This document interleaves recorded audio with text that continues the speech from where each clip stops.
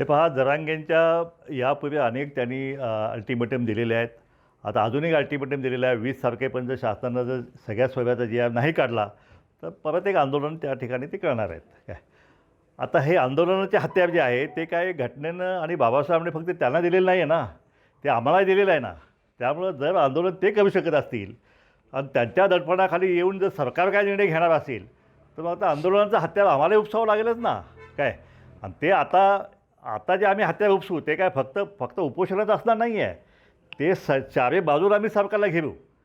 जे आम्ही आत्तापर्यंत केलेलं नाही. आत्तापर्यंत आम्ही शांततेनं आम्ही सगळं घेतलेलं आहे. आम्ही सगळ्या गरीब जमाती आहोत आणि आमचं फक्त आमचं एवढंच म्हणणं आहे की आमच्या आरक्षणाला तुम्ही धक्का लावू नका, आमचं आरक्षण मागू नका. तुम्ही धनदांडगे जाता, तुम्ही सत्ताधारी आहात, तुम्ही 26 खासदार तुमचे आहेत, 160 आमदार आहेत, इथं सत्ता तुमची, तिथं सत्ता तुमची. तुम्हाला घ्यायचं तुम्ही 50%च्या वरचं घेऊ शकता. 10% सरकार तुम्हाला ऑलरेडी दिलेलं आहे, त्याला आम्ही पाठिंबा दिलेला आहे आणि तरीसुद्धा तुम्ही ते न घेता फक्त ओबीसीतलंच घेणार. तर हे मात्र आता आम्हाला मुळीच मान्य नाही आणि हे आम्ही कुठल्याही होऊ देणार नाही. सगळ्या सोयऱ्याचा जी-आर काढणं सरकारला तेवढं सोपं नाही आहे. कारण परवाच्या बैठकीमध्ये आदिवासी संघटनेने सुद्धा विरोध केलेला आहे. झिरवाळ साहेबांनी स्पष्ट सांगितलं आहे की हा जी-आर जो आहे, हा जी-आर निघाला तर आदिवासींचं सुद्धा फार मोठं नुकसान त्या ठिकाणी होणार आहे.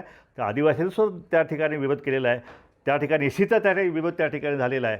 अशा प्रकारे हा जी-आर जो आहे 8.5 लाख ओबीसींच्या हरकती ज्या आहेत, या अधिसूचनेला हरकत दिलेल्या आहेत, त्या हरकतींचा अजूनसुद्धा त्यांनी निपटारा केलेला नाही.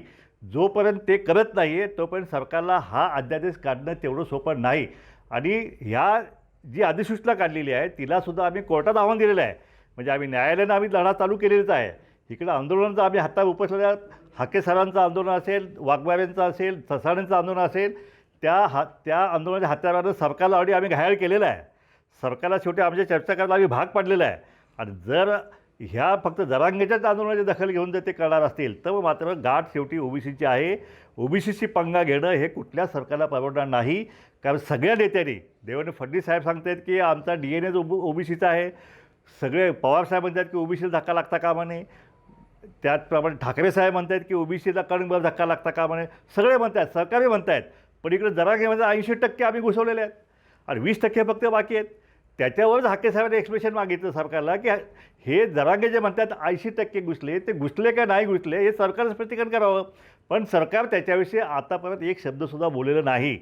परंतु एक नक्की आहे की जर अशा प्रकारे जर जे-आर इश्यू करायचा प्रयत्न सरकारवर झाला आणि जर आता जरांगे सांगत आहेत की जर नाही केला तर आम्ही एवढे पाडू तेवढे पाडू, ह्याला शिव्या त्याला शिव्या, काय समजलं का. हे जे घटनात्मक आंदोलन जे आहे, सामाजिक मागासवर्गीय आंदोलन आहे. कुणी कुणाला आई बहिणीने शिवी दिली म्हणून आरक्षण मिळतं असं होत नाही ना. काय समजलं का. ही विचाराची लढाई आहे, विचारानं लढावं लागते. शिव्यांचं भांडण पण आमच्याकडं पण आहे ना. आम्ही तर पालावरची माणसं आहे. शिव्यांचा उगमच आमच्या पालावर होतो ना. काय त्यामुळं हे आरक्षण जे आहे शिव्यातून मिळणार नाही आहे.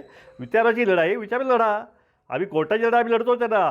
तुम्ही आंदोलन करताय, आम्ही आंदोलन करू. शेवटी सरकार जे निर्णय घेईल ना जे काय ते.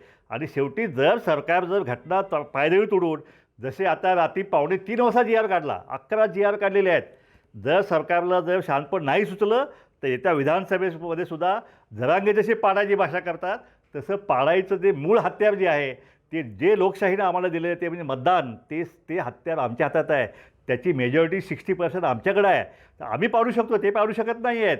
अहो, चावडीवरती जर तेली बाळी साळी कोष्टी कुंभार धनगे वडावे एकत्र झाले तर ह्यांचा सरपंच पण येऊ शकत नाही. ह्याची दखल जी आहे सरकारने घ्यावी, जरांगेने घ्यावी. आणि त्यामुळं आतापर्यंत हे जे आमचं राज्य आलं ते आम्ही सगळ्यांनी मिळून यांना आमदार केलं ना. यांना खासदार आम्ही केलेलं आहे आणि म्हणून हे झालेलं आहे.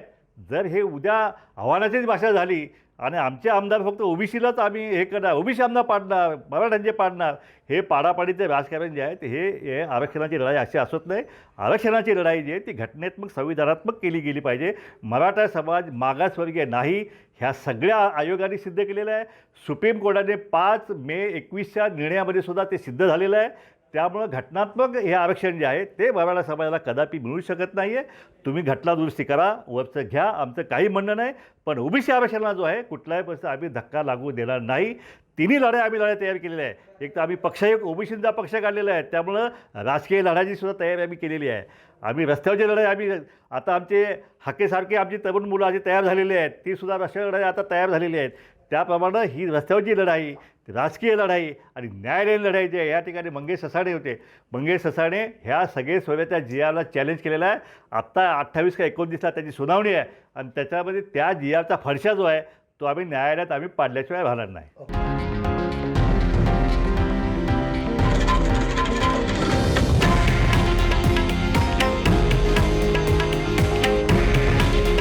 हे आहे देशातील नंबर 1 न्यूज नेटवर्क आणि आपण पाहत आहात TV9 मराठी.